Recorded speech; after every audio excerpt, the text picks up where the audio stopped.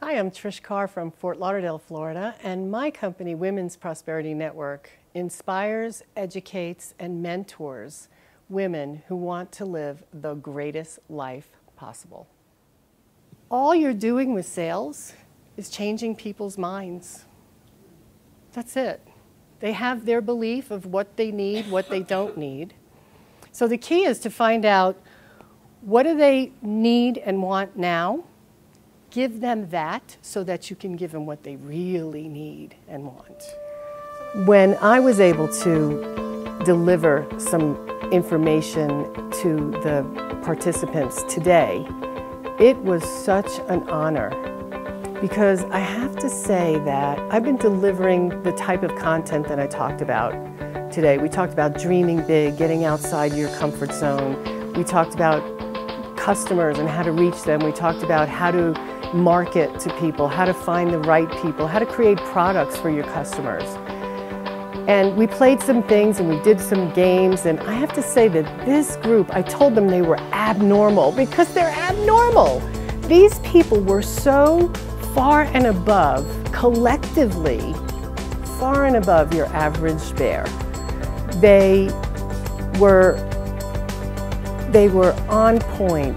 They were ready to do it. They had the knowledge already. They knew they had the foundations, and all they did was want to build on them. The other thing was that when we played some games, literally this group did things that I have never seen other groups do in the years that I have been doing these programs. Things that show me that they are evolved humans. It has been a wonderful experience to be here with these people. I knew I made the right choice.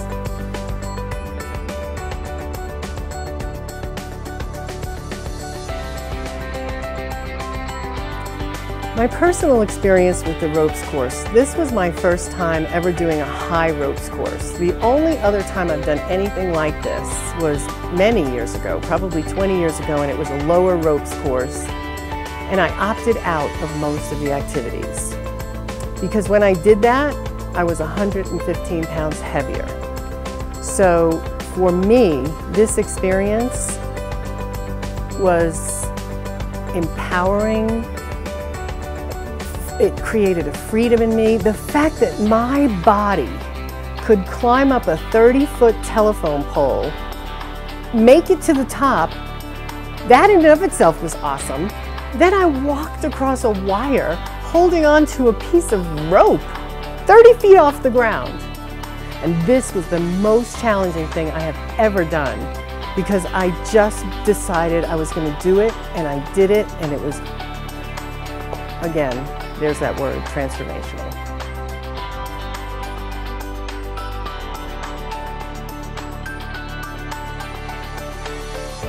The Mount Everest climb, same thing. That had its own challenges because we were tethered with other people. We had team building going on at the same time. Today, I find myself bounding down this incline that just 2 days ago scared the bejesus out of me. So has this been an extraordinary experience? Yes. Has this been a life-changing experience? Yes. Has this affirmed my own personal power? Yes. By far, one of the greatest experiences to do just that.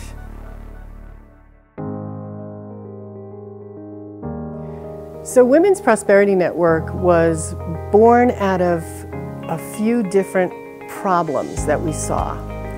I had been working in corporate America for most of my career. I moved into the .com world, and then I had done my own consulting type of thing. And when I would go out to meet people, networking, hated it. Hated it. I'd walk into rooms and people would be in little groups, and it was not easy to get into conversation with people who were already connected. It felt cliquey. Now, I am not shy. So it's easy for me to walk up to 3 people who are having a conversation and find my way in a comfortable way. But I hated it because I knew what it was like for other people who were not as self-confident as me, for people who like me, were breaking out of the old mold and getting out of corporate and now doing their own thing. This was really out of their comfort zone. Add to that, they walk into a room and they can't even get into a conversation. So as usual, people call me the results revolutionary. I saw that there was a possibility for a revolution.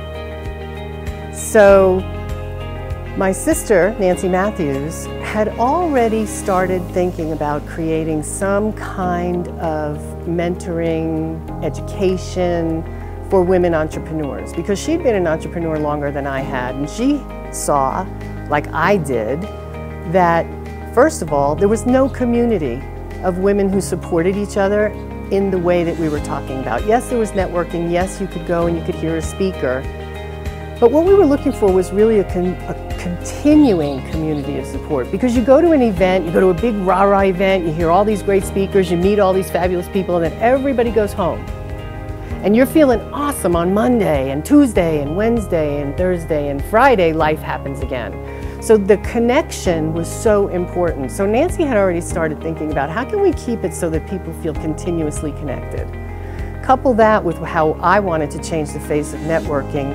Add to that my experience in corporate America, how I consistently learned business principles. And really the only difference between most business people and IBM or HP or any company is the number of zeros we have. The fundamental way to run businesses is the same way, regardless of whether you're running a one-on-one mom and pop shop or you're running a multi-million-dollar business. So I learned that. The other thing was I was really lucky that I worked for a company that supported self-development. So not only did I learn the skills to do my job, I learned how I could be the best me I could be, because they understood that that came first. I wanted to bring that to so many of the women that I had surrounding me who were struggling. I wanted to bring that to them. I wanted to show them that, yes, you can make this happen. Here's the structure. Yes, you can be the best you can be. Here's some ways to make that happen. So I wanted to create a place where women could come together and learn and grow their skills and grow their self-development. My third sister, Susan Winner, is someone who also was an entrepreneur for a long time. She worked in corporate America for about 8 years, and she said she had enough of it, and then she started to be an entrepreneur. And what she wanted to do was be able to create conversation among women that moved them forward. Because even at networking events, women were talking about what kind of dress they were wearing and how good their nails looked, when in fact you had in front of you someone who was brilliant, someone who was probably dealing with the same challenges as you are, someone who also probably had the same desires as you did.